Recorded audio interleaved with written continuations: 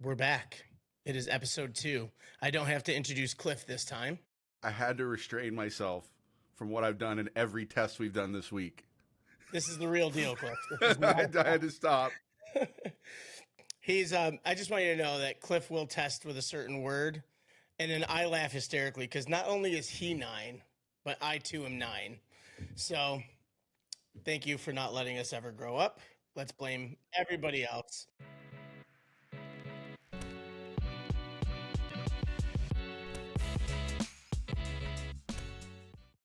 But we are back. It is All Angles Podcast. And the funny thing is, I know I said we're going to be talking about everything, but the first 2 episodes are definitely sticking with hockey. And I have to stick with hockey, and I have to kick this off with holy Brad Marchand. Normally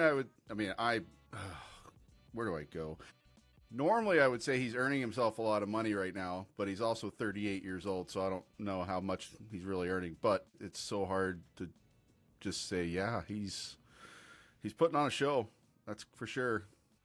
I mean, 37, 38. Is he 38? I thought he's 37, something He's like 38. Yeah, he's 38. I mean, he still might win it. It kind of depends on how the next couple, hopefully 2 games go. It's looking more and more like one more.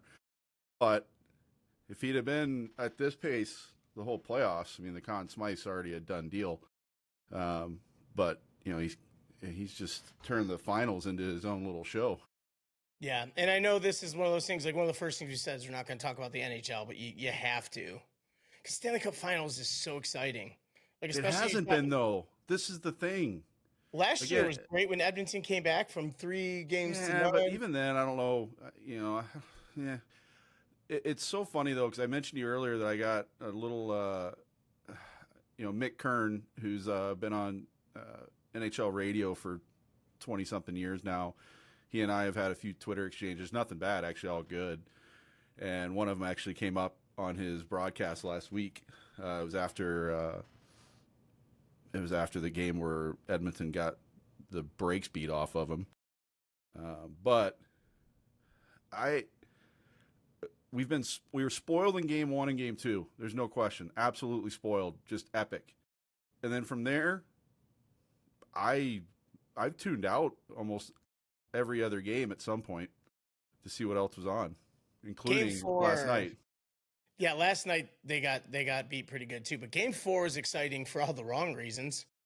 I mean, to be down 3-0 and then win it 5-4 in overtime, the back and forth, but the first 15 minutes of the game, I watched Florida was up 3-0 and I just kind of muted it and had it on in the background. Oh, I didn't even mute it. I completely turned it off. I just turned around and I looked and the score was 3-3. I started watching some of my random stuff on YouTube. Yeah, and we both said we want Edmonton to win this. Yeah, not happening.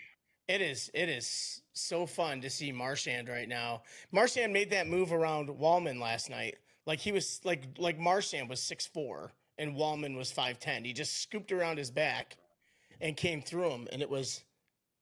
I'm still hoping Edmonton pulls it out. I don't want Florida to win. I do want a Canadian team to win. I want our boy Callie Larson to be a part of his first cup, now that he's working for Edmonton. But, man, it's hard to really get too on board with them winning 2 in a row here. And on your name drop, this wasn't even part of the plan for today. But let's talk about progression and advancement. Well, our buddy Callie. Well, hang on. We could honestly save this for another show because there's a few guys we could include in this. Yeah, Josh Hauge's another one.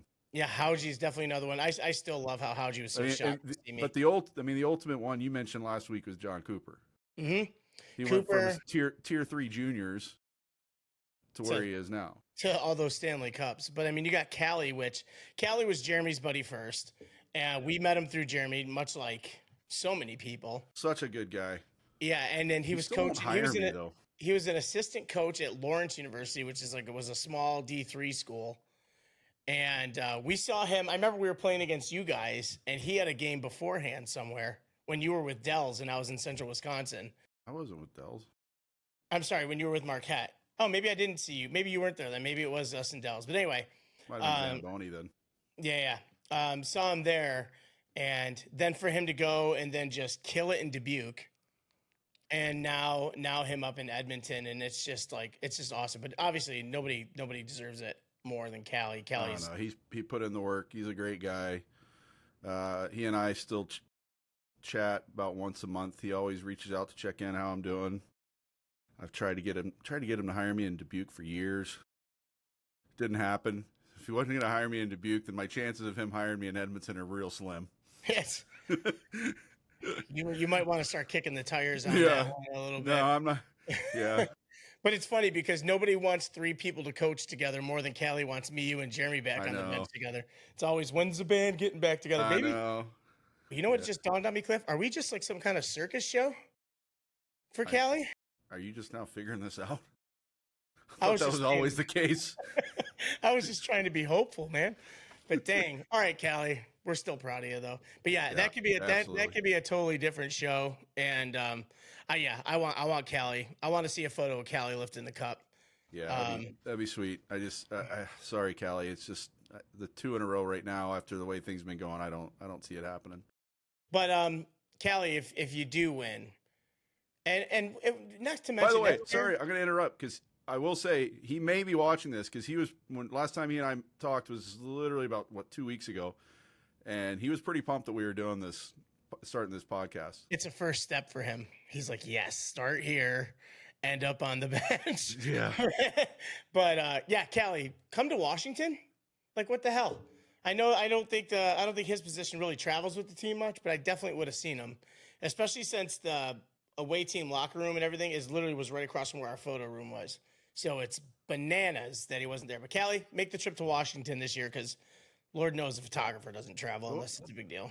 The one thing I've never actually, and I'm just pulling it up right now because I don't have a sniff of what actually he does. Director of player personnel or player development. Player development. I just haven't talked to him about what that means.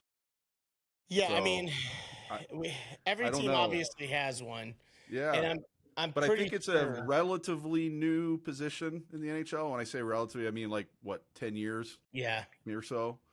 I think it's one of those things where it's like he'll work with guys. It's a non-PR version of development, so where you get PR people that make sure image and representation of the team and everything goes well. Well, I mean, he's definitely on the hockey side, yeah.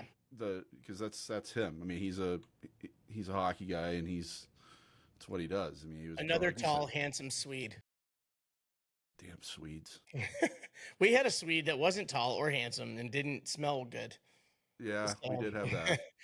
And he stunk up your futon. Even Maverick wouldn't sleep with him. Oh God. But that's actually a good segue. That's the segue I needed. Right? Because from the smelly Swede to junior hockey. Yeah, I guess that works. This is the time of year right now where you have showcases, a billion tryout camps going on for teams. You have everything called main camp, and I want to kind of tackle that as per what I remember of it. I think it's still the same thing. It's a little different, but not far off. Yeah. So everybody who's gone to the juniors will get the emails. They'll get the letters in the mail. You'll get the phone calls. We want you to come to main camp. And main camp is a couple different things. Main camp no longer is really main camp. Main camp is just like a big tryout camp. It's a huge fundraising things for the teams, which is fine. These teams need to raise money for the season so they can provide for the players that meet it. A lot of players that go to main camp probably don't really have a chance of making the team. However, if they're pretty good, they can get themselves known and they can make themselves seen in these camps. 2 of our guys in New Mexico were not on the radar at all. Yeah. They went to some main camps, came to us. They went to main camps the next year and actually got some pretty good looks. I'm talking about Eric Hewitt, Dakota Bolio.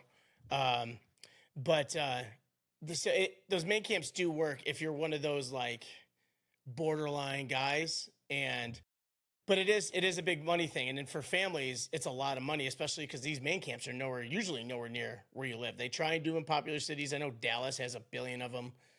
Where's some more? Chicago, St. Louis, like Boston. Well, it's funny. Dallas just has, as far as I know these days, the one, and it's not huge. It's fairly selective, in fact. The one that's run by, I don't remember the actual name of it, but the guys running it are, the guys from the Brahmas and the guys from Stars Elite are kind of in charge of it, but they don't run it as part of those organizations, if that makes sense. So they kind of run their own. So it's not really much of a camp. It's just a general scouting camp. Yeah, and they will invite a pretty high level talent, and the coaches there that are watching and scouting. Like the times I went, and I'm coaching Tier 3, I was the lowest level of coach there by quite a bit. I mean, it was USHL guys, it was NCAA Div 1 guys. I mean, that's who was there watching. It was, I mean, even go so far as say there was some WHL teams there watching, because in Dallas, that's the route they would go as WHL. They couldn't do the OHL stuff and all that. There's a couple guys that went up to the Dub from the Dallas area too. Dallas is producing a lot of good hockey players. Well, yeah, there's no question. I mean, we talked last week about kind of my history, but since the Stars have been there, and this is a whole other argument with me, and you and I have talked about this for years. Hockey didn't start when the Stars showed up, but it definitely exploded and got big and got better. And there's been, a lot of talent that has made their way all the way to the NHL at this point. Now, it's so funny. Depends on, like, I'll use the Jones brothers as an example, Seth and Caleb Jones. Their dad, obviously, Popeye Jones, played for the Dallas Mavericks for years, and they were born in Dallas. But depending on who you ask, there's multiple teams that have those guys' pictures on their wall claiming everything. The Colorado Thunderbirds claim that they got them there. Dallas Stars Elite have their pictures on the wall, claim they got them there. I mean, it's just, there's a lot of that. But it is kind of neat now going back to, and this will all build into the main conversation today, but it is, I will be, and at some point we might even get into this along the way here, I'm the biggest critic of how hockey is in the Dallas-Fort Worth area and Texas in general. You want to see me go off, we'll get into that conversation someday. But Episode it is still 10. neat. It is still neat to walk into that rink in Valley Ranch, which was the rink my family helped build, I kind of grew up in, and see all the pictures on the wall of former Dallas Stars Elite players. Now, let's be clear, they're not all from Dallas. They're getting them from elsewhere, getting them from all over the country, and some Russians, but they played out of that system and have either gone on to, USHL, play in Europe, or there's a big list that have gone to the NHL as well. Is that the one that's by where the Cowboys used to practice? Yeah, it was right back in the day. There were literally 3 buildings in Valley Ranch. There was the Cowboys practice facility. There was North Texas Ice Arena, which is now the Star Center there. And then there was a good Mexican restaurant place about half a mile down the road. That sounds like a land of paradise, if you ask me. It was perfect. Perfect. Except for the Cowboys part, but the football part is cool. But that's the building when I interned with the Cowboys. That's the building I was in for 3 years or so. That's awesome. Yeah. I remember that rink, and I remember there's a lot of seating in that rink. Like, that's a rink. It's not bad, and that rink on that side is not the original rink, because when that place was originally built, and it was North Texas Ice Arena, it was a single sheet facility, and the rink on the left, which doesn't have all the seating in it, is the original rink. They added the one on the right, added all the seating, and that all happened when the Stars showed up, because that was originally the Stars practice facility. They're now up in Frisco, like the Cowboys are. That was Frisco. Are they playing where the? Oh no, obviously that's Allen. There's 2 big rinks up there. Yeah. Allen's about 5-10 minutes down the road from the Frisco rink there. I don't remember what they call it now. It was Comerica Arena. I think it's called something else now. Maybe it is Comerica. That's like right near where I used to live when I lived in Addison. Yeah, it's not far. Yeah, for sure. And it's that whole area has exploded, because that's, again, when you talk about Frisco, obviously Cowboys are up there now. Their facility's just insane. Been there a couple times. The Stars facility is really nice. They've got the big main arena where the Texas Tornado used to play when they moved from North Wichita Hills many years ago. So they got a full-on arena, does concerts and everything. ACHA did their national tournament there I think it was the year before I joined Jeremy at Missouri State. I think the year before that is when it was in Dallas. And then when they say Dallas, It's Right. the whole area. It was The up in Frisco.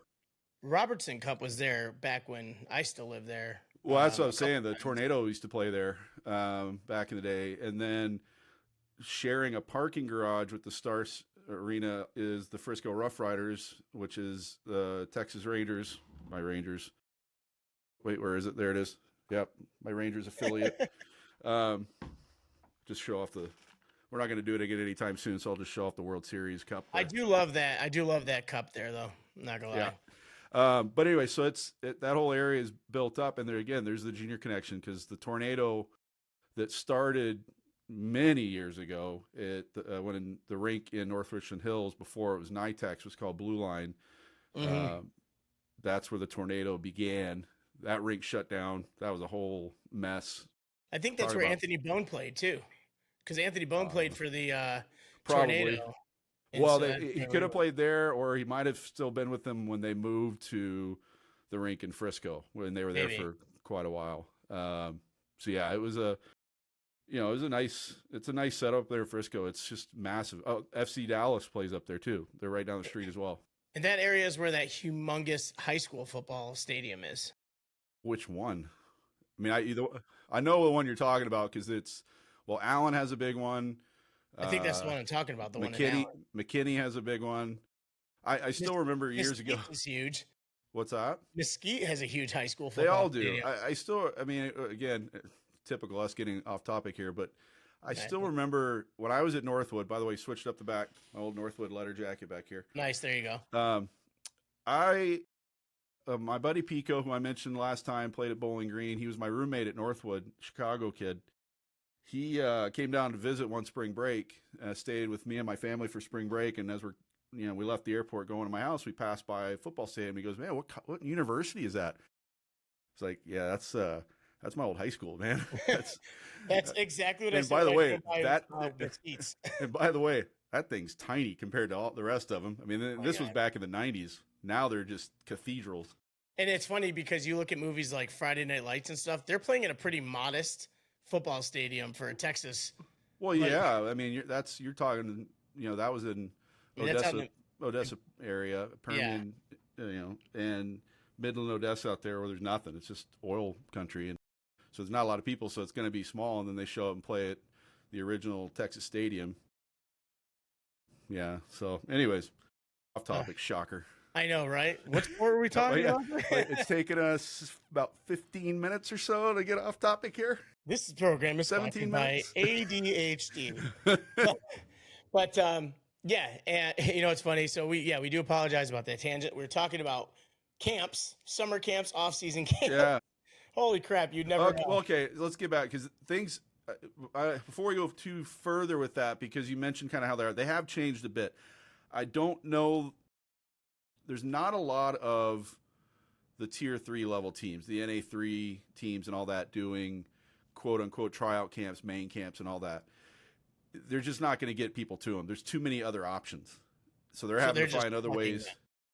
They're just having to find other ways to make money now, which is, again, like you said, whether we like it or not, I hate it, but it's a business. It's the end of the day. It's what you have to do if you don't have a billionaire owner that can keep it afloat without doing that.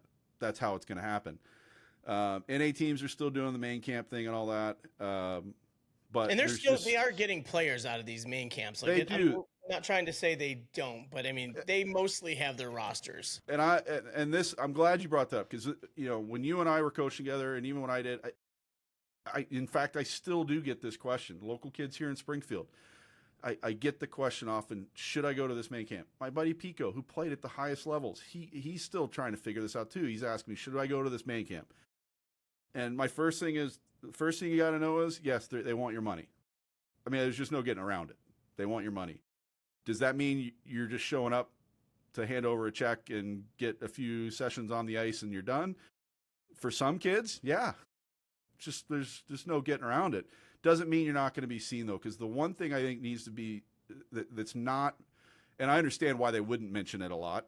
If you're going to go, and I'm not signaling anybody out, we just happened to mention them last week, is let's say Springfield Junior Blues are holding a camp, and you're going to go to that.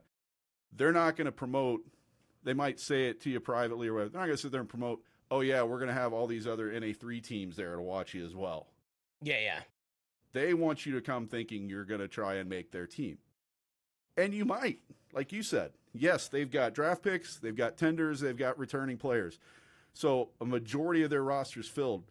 But if a kid shows up that's better than anything they already have, you better believe they're going to make room.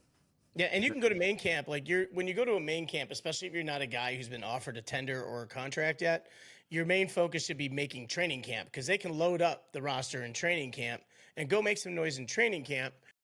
But the off season should be focused on development. So there's a couple really good showcases out there. Whether you're going to get recruited or not, you should look to go play at better showcases to play against better players, like the global showcases, especially the one up in Vancouver. That used to be a great one, and by all means, hit the buzzer if they've changed. Well, again, we go back to the problem is there's so many now. Even the ones that are notoriously on the higher end, the global ones are still good, but maybe not as good as they once were, but they are still good. I mean, I went with Lozzie to Chicago last year, the year before last, I guess, and it was okay. It wasn't terrible. It was okay. I don't like any. Well, I shouldn't say that. There are some that are again, it depends on where you are. So, like, again, we mentioned global. Global's got Vancouver, Chicago, Vegas.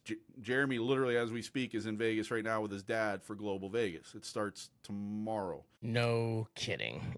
Yeah. Jeremy and Vegas are synonymous, by the way.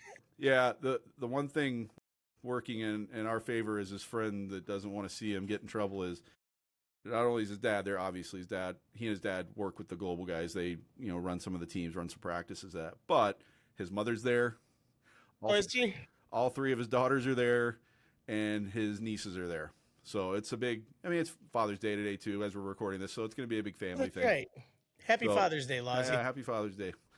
But so the global ones are still good. I don't know how great I would say the Chicago one is. Vegas is going to be good every year just because people want to go to Vegas. Like the parents will go to Vegas and just drop their kid off and say, go skate. I'm out. You have to mention the deals they get on the hotels, like when they block them out. Yeah. Such good deals. Who doesn't want to go to Vancouver? Yeah, Vancouver's amazing. Remember with the Whistle, our league, when we had league stuff, rooms $29 a night? Oh, yeah. For us at the Stratosphere? Everyone's like, the Stratosphere sucks. I'm like, for $29 a night, this is the best hotel in Vegas. Strat was beauty. But... and then there's leagues are doing their own things now. Obviously, the combines, NA's got their combines, which are different from the USHL combines. USHL combines are more legit. They're bringing in top end talent. NA combines, they're just kind of a showcase for NA3 kids, if we want to be brutally honest, because that's coaches are required to be there. And again, you may find that diamond in the rough. You just never know. An example would be like if it was a kid like me when I grew up and we didn't know anything. My family knew nothing. We were in hockey forever, but we didn't know what juniors were. We didn't know any of that. The prep school thing happened because of a family connection. That's how I ended up to an unbelievable prep school, for crying out loud. Yeah, it worked out amazing, but we didn't know. You started talking last week about how when we were growing up, we had this and that and the juniors and all that. I didn't know what any of that was back then. Not a clue. And there's still people to this day that.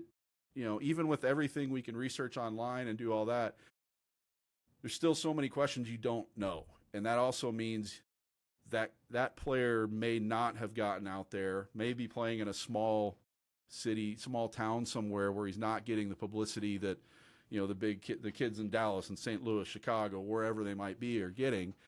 And he shows up at one of these camps and then you see every coach at the same time just go, huh, okay. Yep. And I was actually watching a different podcast about this too, and they touched on this. I don't know if you've seen the goalie online. He goes Heffy is his name. No. He played at I think Mercyhurst. Okay. And good goalie. He does the Wish Cup with my buddy Johnny Schiavo. Which quick tangent, this hat. Everybody asks about this hat all the time. Johnny Schiavo. It is. Oh. A hockey guy, of course, will see that. Yeah. I've had people think it's a whale or a bunny.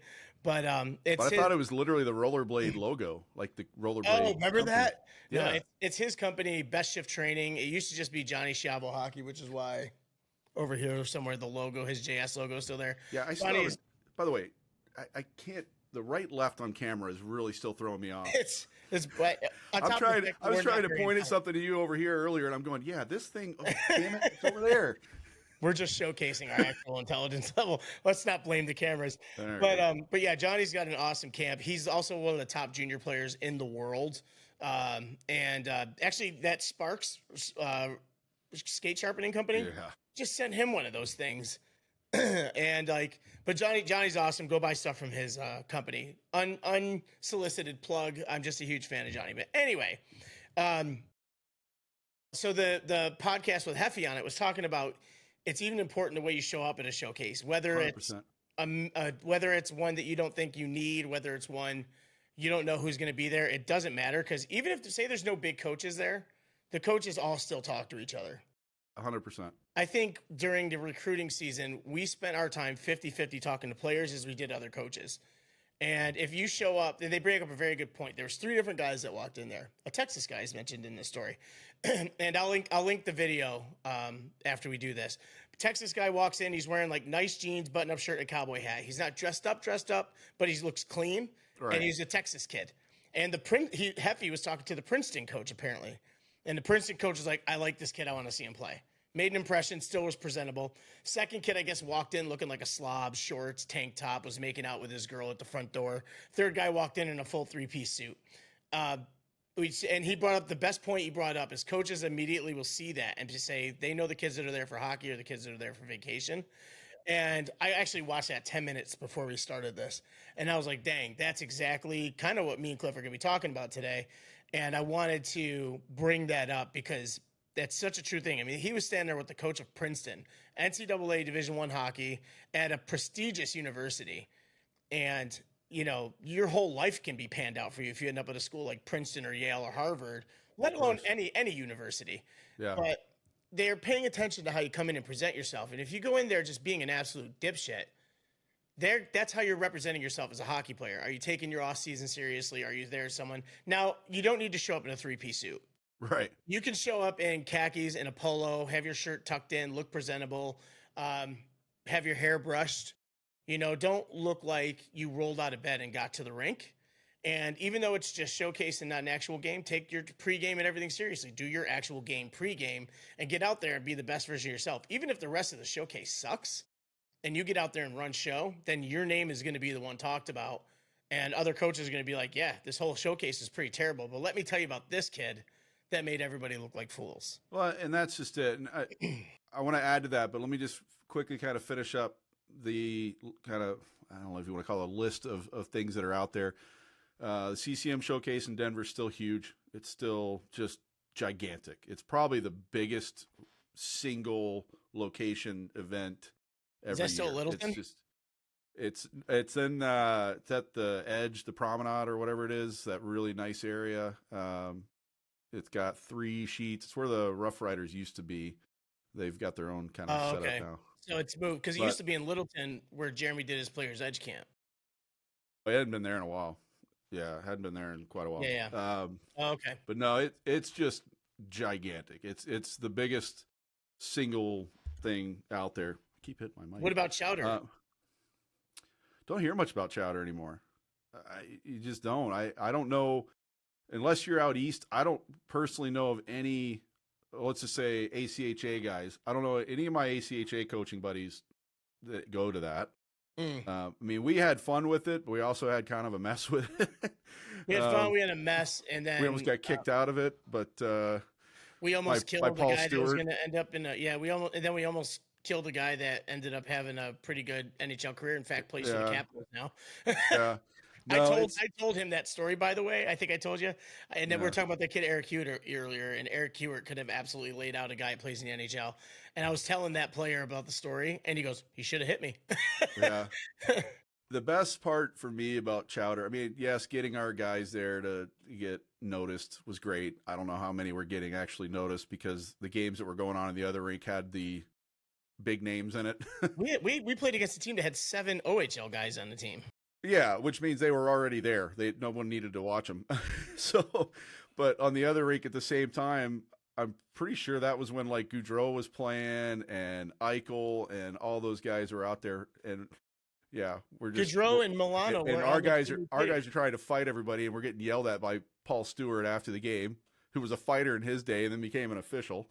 I mean, he But was right. he was absolutely right. Our guys were being idiots. But anyways, Clifford and I had this look on the bench very often. yeah, no, it was not a good situation. But it was a fun experience, especially getting to see those other games and what the future Man, of some good NHL. players. Oh, crazy. There are some new showcases out there that are kind of ACHA related, which I appreciate, even though it may not be necessary for the Division One side of things. And they're through Capper Hockey's doing stuff. Josh Caprio, or Joey Caprio. Sorry, Joey. Played the ACHA. Great. Why do I know that name? You know that name. Yeah. You'll have to look him up later. I'll send you his link. You'll remember Joey. I think we coached against him even. But anyways, great guy. He's kind of a advisor, if you will. Now, I don't exactly know. His main thing is running some of these camps. He does showcases over the summer in various locations, including some that you wouldn't think of. He did one this year up in North Dakota, in fact. But he's got one in Vegas directly after Global ends, which I find a little weird. But he's picked some pretty neat spots. He's got a St. Louis one. They do one out in New Jersey. I think he's got one or two more now. And then he also does actual ACHA tournaments during the season with like we've been invited to one in Chicago. We're going to Chicago this year for a 3-day showcase, and it's ACHA showcase with Joey Caprio running it. Oh, wow. Don't have all the details on that yet. We have a general idea of who we're playing, but it's not official yet, so I can't say much. Yeah, you know what? I do remember you talking about that. Yeah. Yeah, I think we're going to end up playing all top 10, maybe even top 5 teams, which is pretty unreal. But that's a heck of a test for you guys. Yeah, it's what we want. So, but yeah, so he's got those camps. Again, like I mentioned, the NA combines, which are, just being brutally honest, they're not for NA guys unless there's someone you just don't know about. And then there's always these various other little satellite showcases out there, and there are teams doing their own thing too.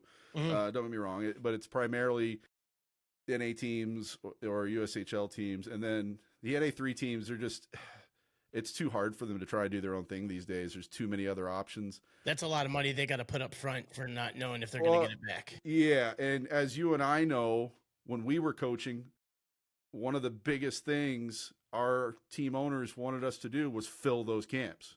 That's where they made a lot of their buck for the year, and it's one of the hardest things to do.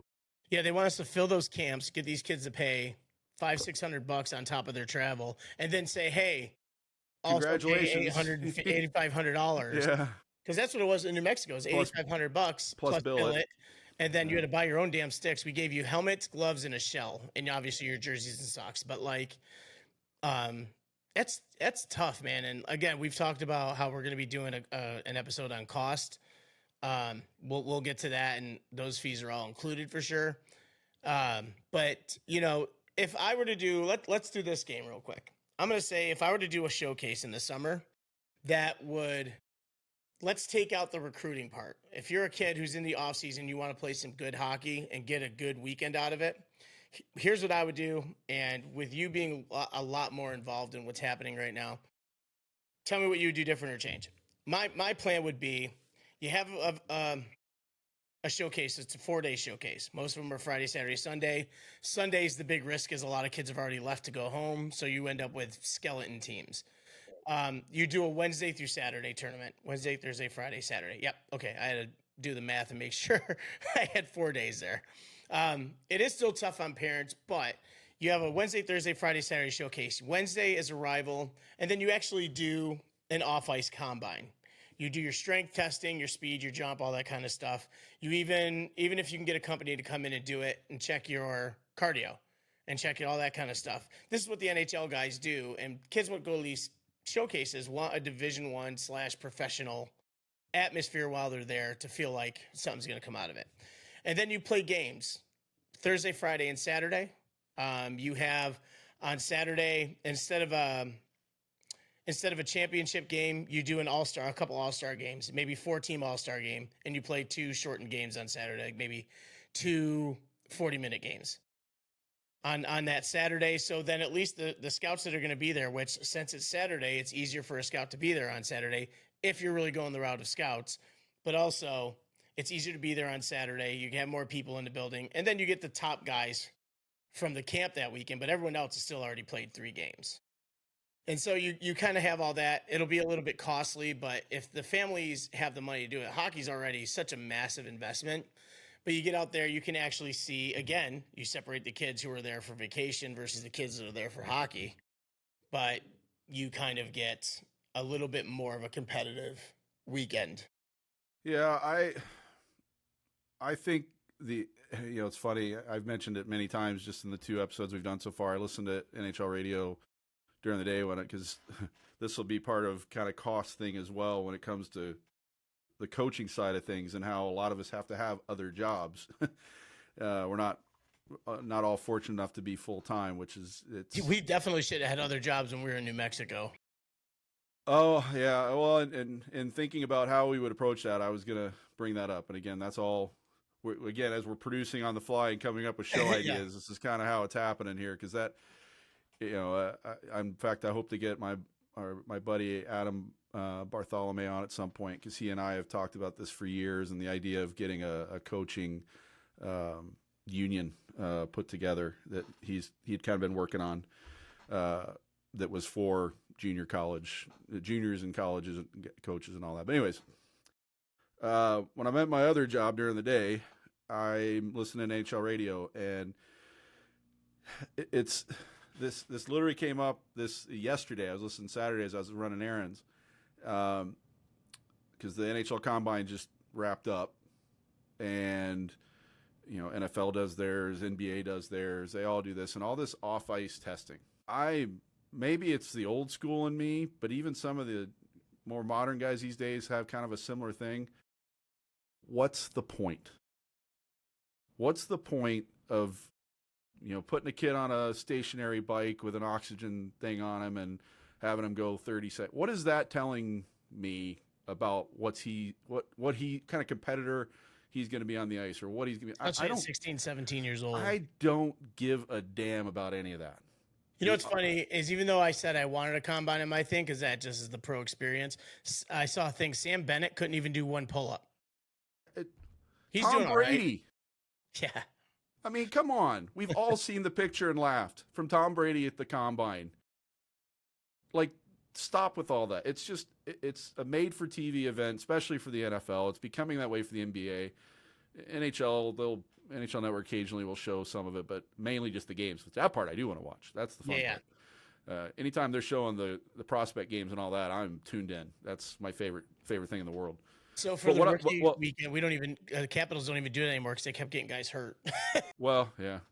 I mean, I would argue that's part of the game too, though. It's you gotta you run the risk of getting hurt anytime you touch the ice, whether it's in a prospect skate or it's in an NHL game. So let's go play. Could be in practice, for crying out loud. Yeah, and we see it all the time. But where I was going with that is the off-ice part of these camps, and some of them are doing this, and it's really good.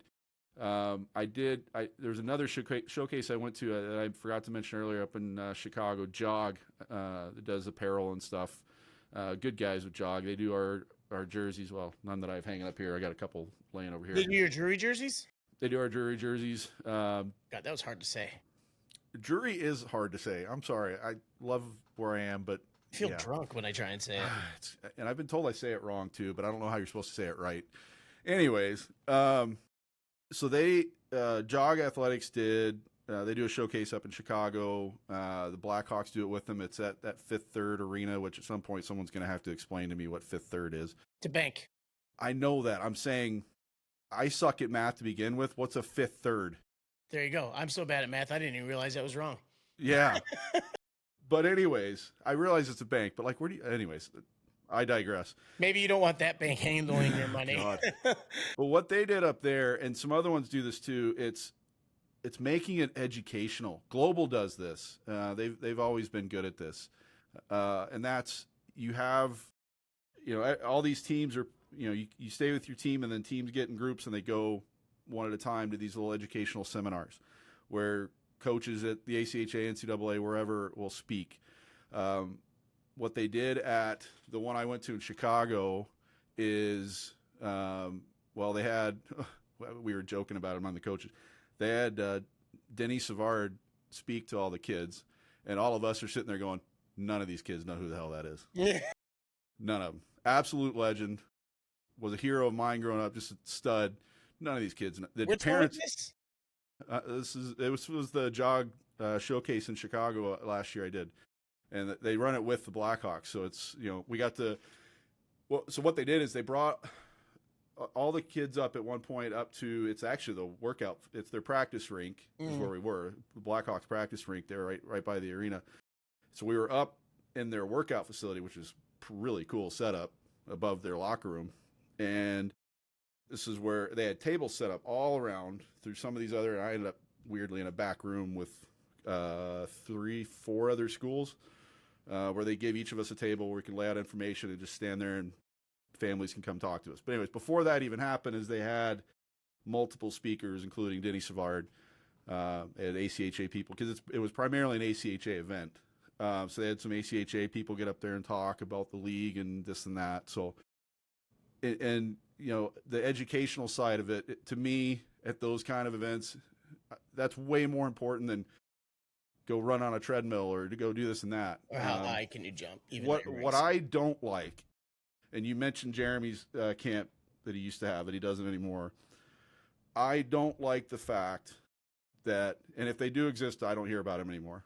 That those kinds of things. I mean, you and I are probably the same. I grew up going to Minnesota hockey camps. Did that for a couple of years. My brother used to do the Can-Am camps and made the team Can-Am. I used to go to Stars hockey camp. That's where I met the Howe family. That's how I became friends with the Howe family. I roomed with Travis Howe, Gordy's grandson, for a couple of years up there in Peterborough. These camps that are week, sometimes 2 weeks long. Minnesota hockey camps, I think, had a month-long one version where you go and you learn the game. Yes, there are games involved. End of the week, you play games. During the week, it's practices, it's skills, it is the off-ice. Where is that? That's what I, as a coach, would much rather see. When I was a younger kid, I did the Buffalo Sabres hockey camps, and which was that, but it was a week long.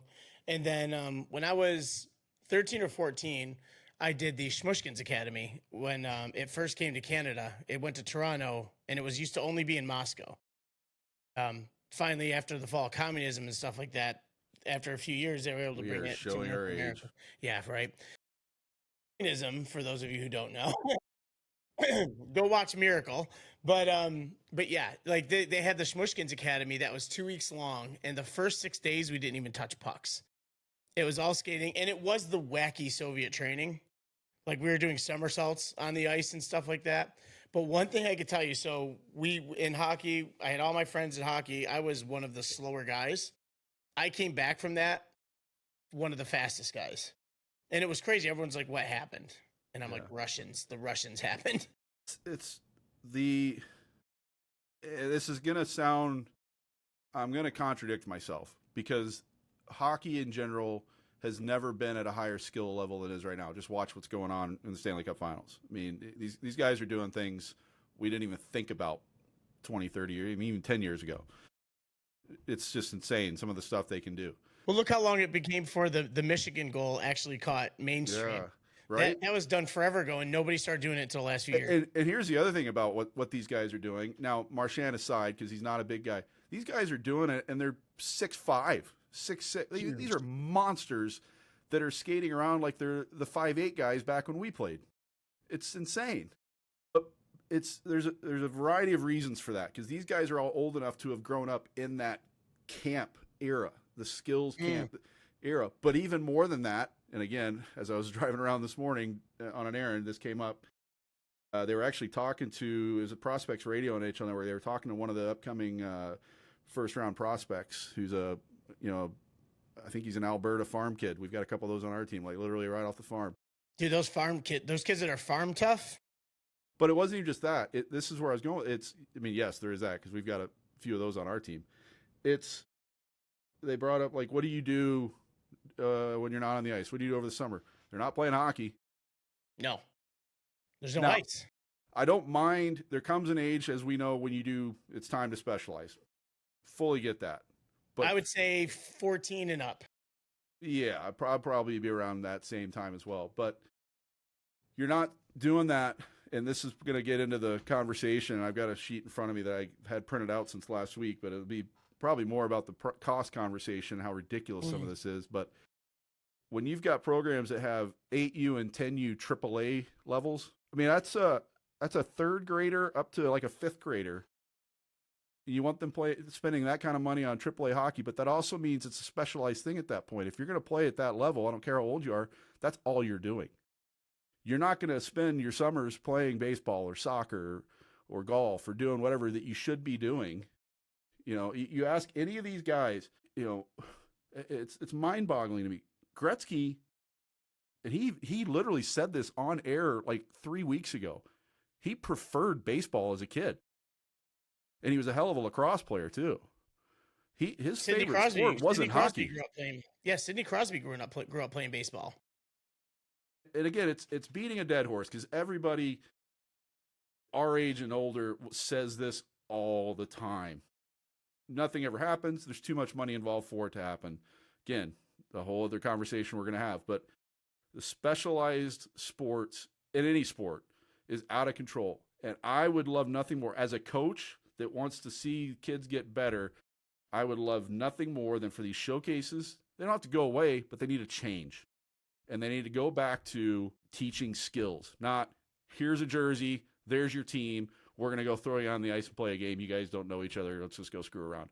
As a coach, I think Global has a practice where they just they do. They do 1 or 2 practices.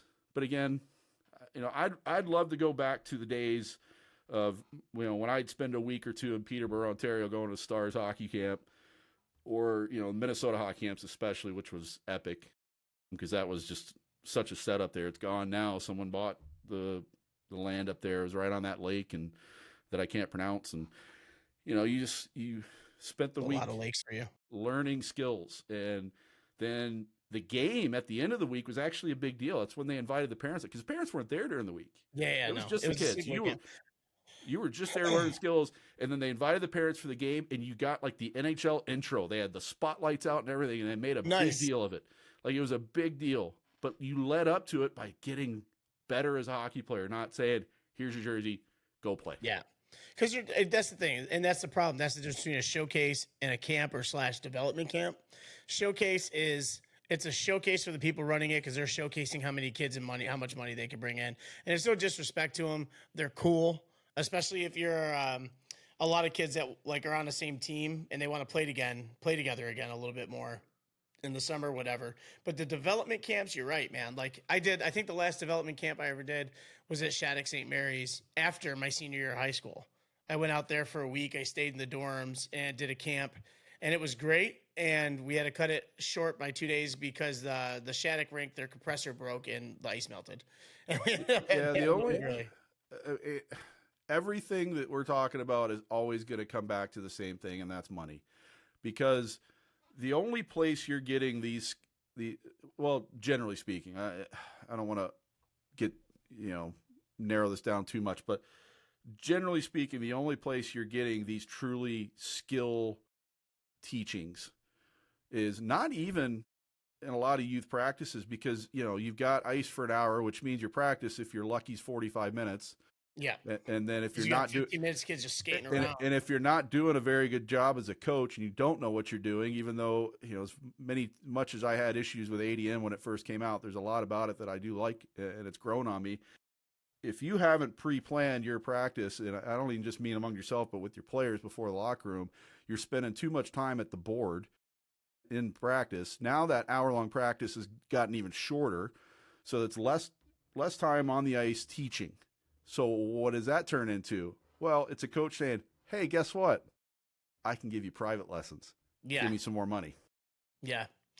Give me more money. When you could be using that same money for a week or 2 in the summer, go send your kid to camp, go, have a week or 2, your kid's gone, you do your thing, mom and dad, pick them up when they're done, they've learned the game, and then take their skates away from them for the next month and tell them to go do something else. Go play something else. Go play golf, go water skiing. yeah, go play soccer, go play baseball, do both. I don't care. There's 2 sports right there that'll make you a better hockey player all day long. That is a phenomenal point because I think back to when I was a kid. I wakeboarded, I was water skiing when I would go visit.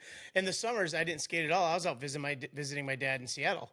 And I then did I the would do all camps. those things. Baseball, I was huge we were both big time Both. baseball players. I said I would do the camps.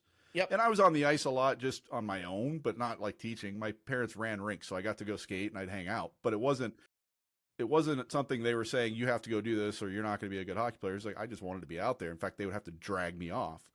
But when I wasn't at those camps over the summer, I was playing baseball. I was primarily soccer up until a point. I kind of got bored with soccer, even though I do love it still to this day. But I was playing baseball, man. Baseball constantly. And then when hockey season started up again, it was all hockey. But I did both. And the only reason I stopped the baseball thing is I went to Northwood.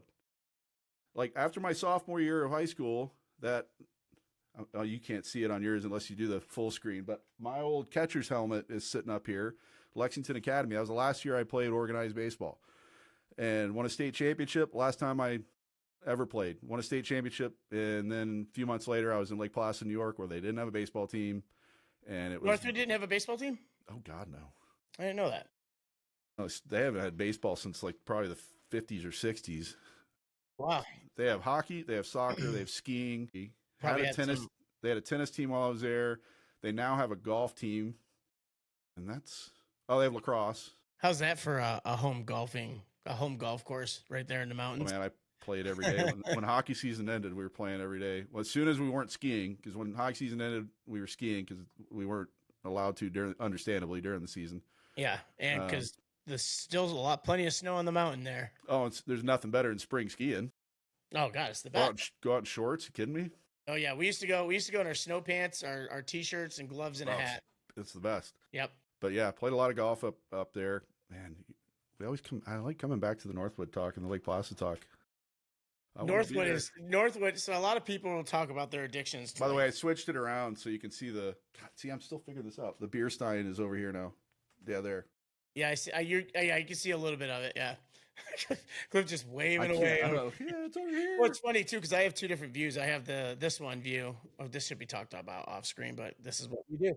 But then I also got my camera view. But anyway, yeah, it's so let's come to the conclusion. I think actually, Cliff, I think you hammered the point multiple times there. Not really so much of a showcase. You should, if you're doing something in the summer, find somewhere that's gonna talk to the kids and teach them about the life surrounding the game because they do need to know those things. Even if you're not gonna be doing off ice combine stuff, but definitely provide them with a great off ice training regimen to do in the off season. Then you have 4 or 5 days of practice, 3, 4 or 5 days of practice, and then you have your game at the end where you kind of get to apply everything you did in camp. And I think just for a hockey player, you don't even have to make it the big deal. Like it's cool when you said they had like the NHL intros and stuff, but you don't even need to do all that. Have the day where the parents come to the game and whatnot. Have the day. That's the day. Scouts can come whenever, but then they get to see you playing the game. Well, and again, back then we're talking about this was in the 90s, early 90s when I was going to Minnesota hockey camps. This wasn't. Again, this had nothing to do with scouts. This was just pure skills camp. No, but I'm just saying. No one was coming to those games. No, I know. I get that, but I do. But here, I want to end my side of it this way because there's been. I won't say we've completely like bashed all these things, but we've given more probably cons than pros. But I will say this. Here's how I'd approach the off season. First of all, in the off season, definitely find something else to do at some point, even if it's just going fishing. Get away from the rink. Just get away. Especially if it's another sport, you'll be a better athlete. 100%. Go play golf for sure. But unless you got a short temper like me, don't go play golf. When researching where to go, ask around. Obviously. I don't know that I would say even necessarily ask us, but as we will say at the end here, obviously if send us questions, comments, we'll do the best we can. But John and I are both the same. If we don't know the answer, we'll find someone that does.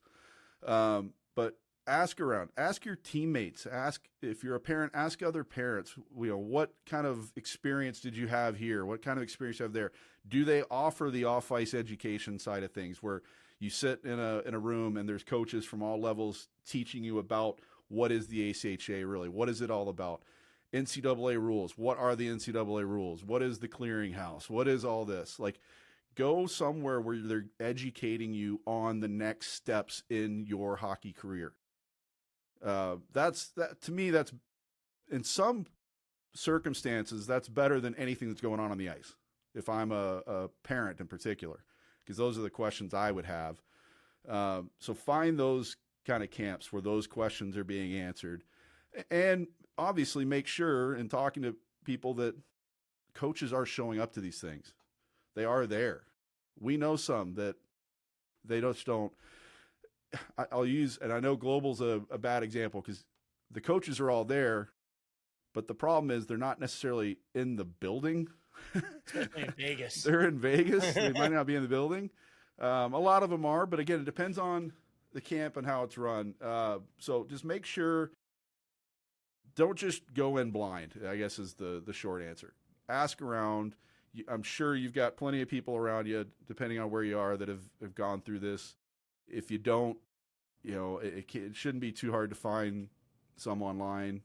Talk to your current coach. Say, hey, do you know of anybody that's gone through this? If they don't have the answers for you, but don't go into anything ever blind. In particular, when it comes to signing contracts and all that kind of stuff, which we'll get into for sure at some point. Yeah, and honestly, I would also like to even hear from some of the newer and different advisory groups that are out there.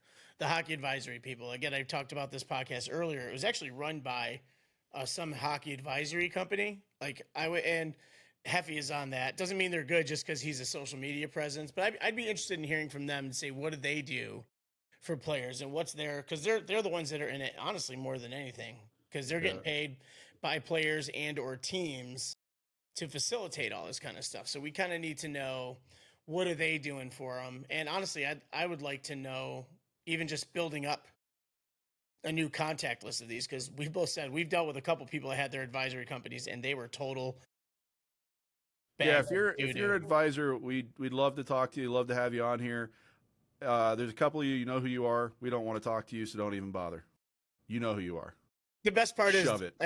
Two or three of them immediately are like, oh, I think he's talking about me. Damn right I'm talking about you. Here's the best part. They're saying we're talking about them just because they think the world is always talking about them. Yeah, I know. But I'm not mentioning their names because they also like to sue people. Yeah, blindly. Yeah, jackass. Yeah. Anyways, yeah, their first name is Jack, their last name is Bass. I digress again. But no, John's right though. If you're in that industry these days, whether it's in the States and Canada or all of North America, we'd love, and there's a couple guys I know that I'll probably reach out to. I'd love to actually talk to Caprio a bit. I'll talk to him. Some of these people on here to talk. Yeah, there's a lot of, it's as I've thought about this more and more, there's so many people on a list that I want to talk to about various things, and that list includes non-hockey people that I would love to chat with. But Cliff, like I said, Cliff will be here for as much of the sports stuff. He's not getting rid of me. I'm going to be here for all of it. Cliff, I'm going to find a way. I almost just said a joke. That's not really internet appropriate. But shocker. He'll definitely be here for for as much of the sports stuff as possible, especially up until his hockey season starts. And because Cliff and I were roommates in multiple places. Like, we talked about Red Everything. Stag and sports. Life, man. Yeah, and Life. but the thing is we both played a lot of sports, and so it's not like we're just like two guys who said, yeah, well, we played t-ball and then spent it all in hockey.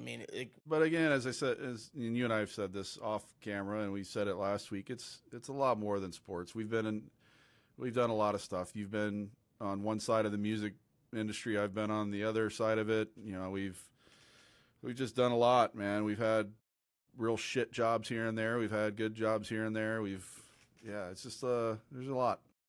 And here we are still somehow with our big dumb heads above water. Yeah, it's debatable. Very debatable. I think we've done well on time. Everybody who's listened, we Well, appreciate you. last time we said that, we kept going for another like 20, 30 minutes. Well, So then maybe stop interrupting me. We done well on time. We appreciate everybody who's listened. Again, advisors, hockey people, reach out, comment on anywhere you see this stuff posted. We'll have some highlights posted as well. coaches, From everybody. and after, coaches for sure. And then we'd even, honestly, it'd be fun even to talk to some players that are going through the ranks right now, what they're experiencing on the player level, because they're the ones that are either getting the benefit or being dragged through the mud. But again, we appreciate it. This is All Angles Podcast. I still need a cool outro song. In the meantime, we're just going to have Cliff sing. So, Cliff, take it away. That ain't happening. Thanks, Not guys. a chance in hell. Are you going to say bye? Oh, bye. Bye, John. It's so rude. Waiting for the music.